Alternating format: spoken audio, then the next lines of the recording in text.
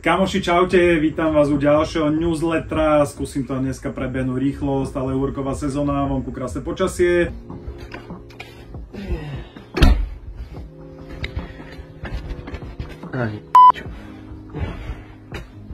A preto verím, že mnohí z vás si na kúpalisko možno toto ani neuvidíte, ale tí, čo to pozeráte, tak vítajte a ideme rýchlo si na to. Čo sa momentálne deje u nás zásadného, tak v podstate krájame a rozdeľujeme a triedíme a snažíme sa pripravovať novinky každý deň. To znamená, že zásielka, ktorú tu o nej rozprávame, tak je v tejto chvíli v procese. Znamená to, že sa rozbalujú balíky. Je tam obrovské množstvo hier, myslím, že ich bolo plus minus 1500 na všetky možné platformy. Co koukáte, čo je na to? Co vtip? Prišlo tam kopec herných konzol handheldov, takže doplníme zase skladové zásoby toho, čo nemáme, čo sa veľmi tešíme. No a v tejto chvíli nám pomáha každá ruka noha, takže každý deň tam nasekáme veľké množstvo hier, čím sa v podstate dokáže ten sklad naplniť tak, aby sme na jeseň boli plní, pretože máme na ceste ďalšiu skoro 200 kg zásielku, nejaké vecičky nám idú z Japonska. Takže bude to epicky veľa a budú tam niektoré fakt zaujímavé vecičky. Ja sa veľmi teším na nejaké limitky, čo nám prídu, čo sa týka herných konzol. Takže treba sledovať sociálne siete, každý deň dokážeme pridať tak zhruba okolo plus minus 200 hier, plus nejak do 10 herných konzol, takže na týždennej báze je to naozaj veľká kopa. Tak aby ti niečo neušlo, čekuj to. No a možno sa v tejto chvíli viac dozvieš, keď pôjdeme na výkup. Kamoši, minulý týždeň sa na výkupe diala epická vec, to sme vám dávali info, čakali sme najväčšiu delivery v histórii videohier, čo sa nám aj podarilo, nakupovali sme o 100-600 a prišlo nám takmer 270 kg tovaru, ale čo je najdôležitejšie je, že čo sme nakupovali, takže ja som si pre vás pripravil takú malú prezentáciu, čo všetko je medzi tými 270 kg, budem sa snažiť vám zachytiť čo najviac vecí, pretože určite to veľa z vás zaujíma, že čo tam všetko my sme nakúpili a čo všetko pôjde na e-shop. S touto delivery už tento týždeň pracujeme, už nejaké veci išli na shop, takže určite nás každý deň sleduj, pretože novinky tam sekáme deň čo deň, ale stále tu niečo máme, takže chcem vám ukázať, že čo všetko sme nakúpili. Sú tam naozaj krásne kúsky, takže čekuj. Takýto parádny DMG-čkový Game Boy, aj s takýmto parádnym podsvietením nám prišiel. PSPčko v krabičke. Priamo sama Barbie nám poslala takéto parádne Pink PSP. Veľmi krásny kúsok. Nintendo Pokémon 3DS XL. Krásna verzia. Takéto parádne Nintendo DSičko kompletne v krabičke. No a čo hovoríte na túto limitku? Pekné. PlayStation 2 Satin Silver, taký dobrý. PS2 Slimka. Tu máme Pročka. Takúto Red Dead Redemption 2, vrátane hry. Tu sme vykúpili takýto Pročko so Spider-Manom, vrátane hry. Plná krabica DS-kových hier, čo tu všetko máme, Motoracer, tu máme Barbie. Zase doplníme sekciu DS hier, PS2 Fetka, vrátane nejakých hier, ukáž, čo tu máme, Need for Speedy, GTAčka, vidíme nejaké športy, FIFA. No a ak si fanúšik Gameboyu, tak hry ako Pokémon Blue, Pokémon Silver, Red, Gold a Yellow ti určite urobia radosť na srdce. A čo to je to Xbox One X? Gears 5 edícia. Krásna vec. Takže kamoši, toto bola len taká malá ochutnávka, čo všetko sme nakúpili. Budeme pokračovať určite, budeme ukazovať, čo všetko pôjde na shop. Pre teba dôležitá vec, sleduj nás každý boží deň na našich sociálnych sieťach, pretože všetko toto každý deň tam zverejňujeme, priebežne samozrejme. Takže ak sa ti niečo z tohto páčilo, nech ti to neujde, sleduj naše všetky storky, všetky príbehy, všetky updaty, čo kedy ako a má sa na čo tešiť. Prajem vám krásny deň a pozdravujeme vás z výkupu. Z výkupu sme naspäť a ja vám teraz poviem v našom seriáli, ako vznikli videohry TV zase niečo navyše. Posledne som hovoril o tom, že to odštartoval COVID, keď sme boli s bratom doma a v podstate sme nemali do čoho pichnúť, lebo sme netušili, ako dlho budeme zavretí. No tak sme sa rozhodli, že skúsime v podstate teda nejakým spôsobom to, čo sme mali v hlave, preniesť do reality. No a začali sme teda sa venovať tomu, že sme začali kupovať rôzne herné konzoly, príslušenstvo hry, veľké zbierky, malé zbierky, čokoľvek, čo nás zaujalo a snažili sme sa tú ponuku samozrejme rozšíriť o ďalšie veci, čo sme dovtedy nemali.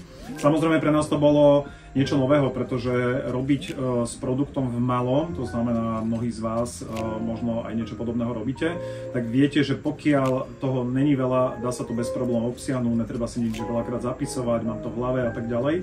Ale čím je toho viacej, tak tým vzniká množstvo problémov, ktoré bolo treba riešiť. To znamená, aby sa nám to nekopilo, aby tie veci neostávali len v krabiciach, tak sme museli si rozdeliť tú prácu tak, že jeden z nás napríklad musel rozbalovať balíky, testovať, druhý musel samozrejme nejakým spôsobom triediť, naceňovať, čistiť, čiže vznikli tam ako keby činnosti, ktoré bolo treba robiť, no a museli sme si ich nasynchronizovať tak, aby nám to, ako sa hovorí, že odsýpalo. No a to boli také prvé veci, také úsmevné, kde sme vôbec netušili, že ako to robiť, aby sme mali tú ponuku stále čerstvú, pretože my sme mali ten produkt vždy pekne pripravený a tým, že sme z obchodu, tak sme s ľuďmi komunikovali na rovinu, na ferovku. Čím sa nám spustil aj samozrejme nejaký predaj a ukazovalo nám to, že tá cesta je správna. Takže tomuto sme sa venovali veľmi dlho, museli sme si zrazu začať vyrábať nejaké tabulky, zapisovať si počty skladových zásob, aké tam boli ceny, aké tam máme v podstate profity. A začali sme to od prvého momentu riešiť a riadiť ako firmu, aj keď to bol taký PD biznis, v podstate v nejakom testovacom režime, lebo my sme stále čakali, kedy tam lockdown skončí a vlastne vrátime sa ako keby k našej pôvodnej práci. Čo nás ale realita vycvičila, že proste aj keď lockdown skončil, tak tá situácia sa zmenila a napríklad Martin Bracho je z gastra a to proste bolo veľmi dlho ešte v takom nejakom spánkovom režime. A my sme sa vlastne v konečnom dôsledku k tým biznisom ani moc nevrátili, dostali sme u tých hier. Pretože nám to stále ukazovalo jedno, potrebujeme to premostiť na platformu e-shopu, potrebujeme tomu dať v podstate ako keby nejakú firemnú kultúru, nejaké pravidlá, nejaký systém a tento systém sme ladili strašne dlho a bol to systém taký, že niečo sme vedeli a veci, čo sme nevedeli, bol pokus omyl. Takže veľakrát sme došli do nejakej slepej uličky a zistili sme, že takto to nepôjde a že musíme to proste zmeniť a niektoré veci sa menili proste brutálne veľakrát. A niekde v tomto období sa v zásade ku nám pridal Rudo Sop, ktorého veľa ľudí pozná z hernej komunity, je to Gameboy maniak, ktorý sa s nami zoznámil samozrejme najprv na úrovni toho, že si došiel niečo od nás kúpiť, potom sme si niečo kúpili my od neho, samozrejme do zbierok, začali sme sa rozprávať, zistili sme, že máme veľa spoločných záujmov a my sme mu niekde pri nejakej debate povedali, že by sme možno teoreticky niekedy v budúcnosti chceli niečo ako e-shop, jemu sa tá myšlienka ľúbila a v podstate začal sa on do toho nejak teda vrtať tiež, začal dávať nápady, tie nápady začali fungovať, takže už sme neboli dvaja, už sme boli traja a už sme sa teda rozhodli, že ideme teda smerom k tomu e-shopu. No a tam to bolo veľmi zaujímavé, ako to celé vlastne začalo, čo sa týka e-shopu už ako takého, pretože vôbec sme nikto nemali skúsenosť s e-shopom, s internetovým predajom a niečím podobným, takže sme vychádzali len z toho, že ako by sme to chceli robiť, ale narazili sme na tvrdú realitu a tu si povieme v ďalšom newsletteri, takže môžete vypočuť si celý tento príbeh postupne. Servisné videjko, poďme sa pozrieť na servis. Čaute, dnes tu máme prasknutý displej na PSP-čku, tu vám ukážem detálnejší záber. V prvom kroku musíme z PSP-čka vybrať batériu, no a po vybratí batérie môžeme konečne začať vybrať šrobiky.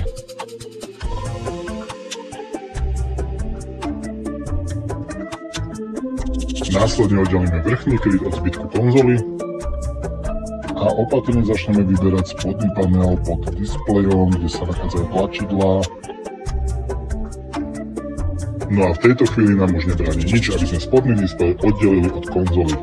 Stačí oddeliť flex káble, no a voilà, máme to hotovo. Teraz môžeme pripraviť nový displej.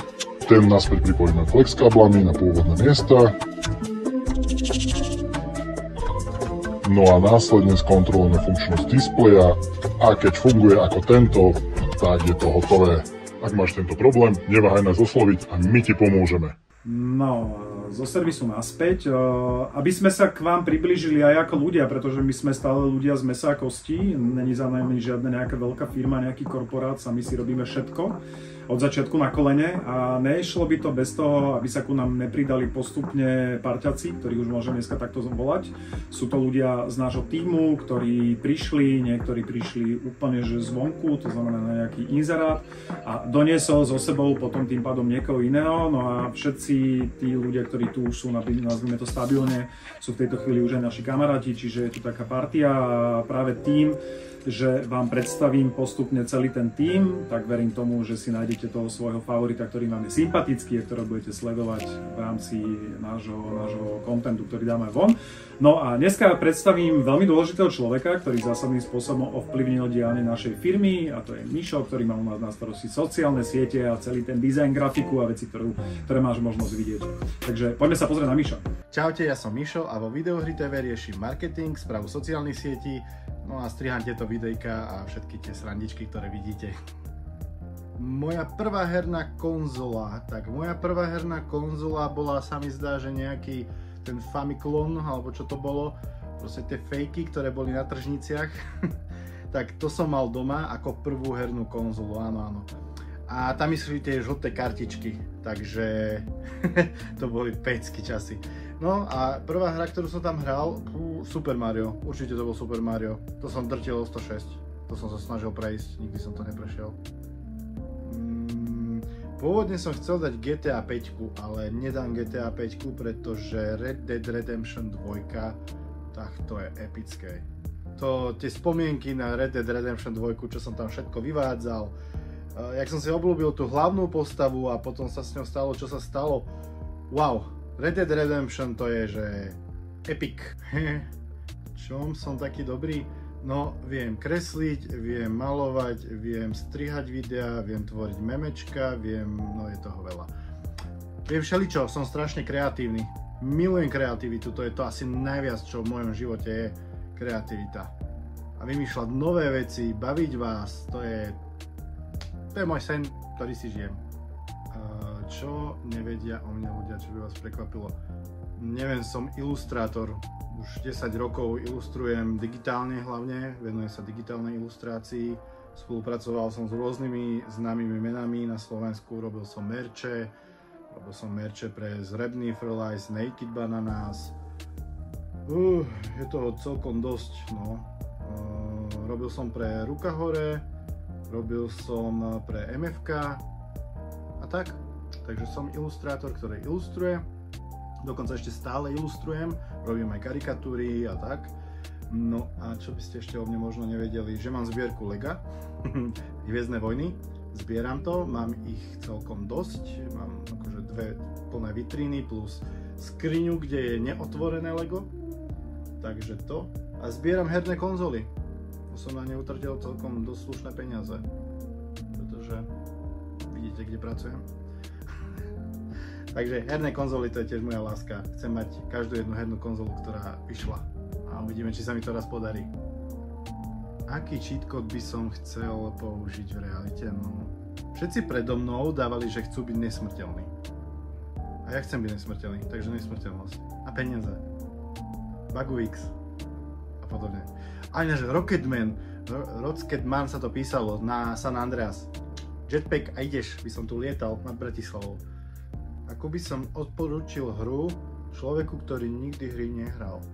No, keď človek nikdy hry nehral, tak ho nebude určite baviť nejaká strieľačka, ja neviem, auta a takéto, pretože to bude pre neho veľmi zložité a komplikované. Čiže ja by som išiel do toho, že by som ti navrhol Animal Crossing. Animal Crossing na Nintendo Switch, brutálna vec. Fakt, tam si staviaš vlastnú dedinku, máš tam nejaké to okolie, ktoré sa s tebou interaguje, nejakí ľudkovia a tak. Vytváraš si proste tú dedinku, skrašľuješ si to tam, chodíš na ryby, môžeš sekať stromy, ťažíš nejaké veci a tak.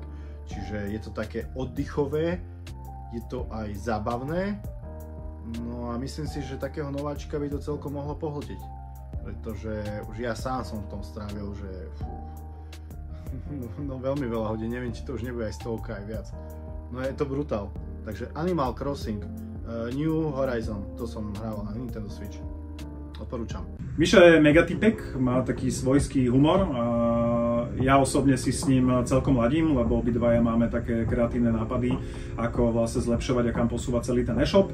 Takže kopec nápadov je z Mišovej hlavy, z mojej spoločnej, vždycky si to prejdeme, že čo chceme robiť a niekedy rozmýšľame, že by sme to chceli možno aj viac uletené, ale snažíme sa držať, aby to malo teda nejakú úroveň, lebo nápady, ktoré niektoré máme, sú asi podľa mňa aj nezverejniteľné. Mišo je proste typek.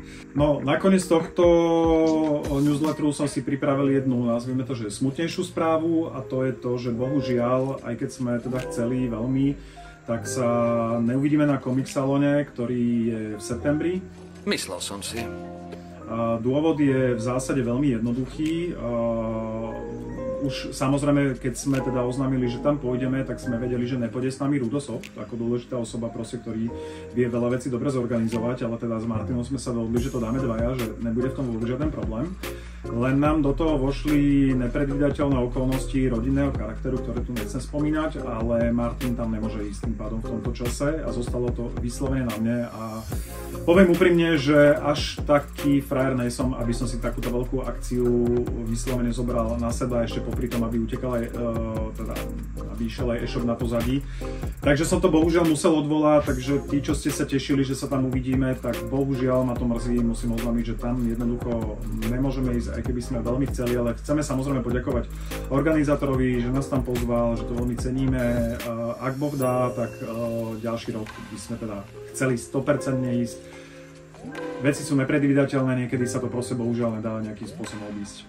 Cez to všetko, všetci, čo ste sa dostali ku koncu toho newslettera, chcem vám veľmi pekne poďakovať za priazeň, za pozornosť. Ak máte nejaké veci na nás, kľudne komentujte, my si to prečítame a v ďalšom newsletteri odpovieme. Takže všetkým prajem pekný deň. Ahojte.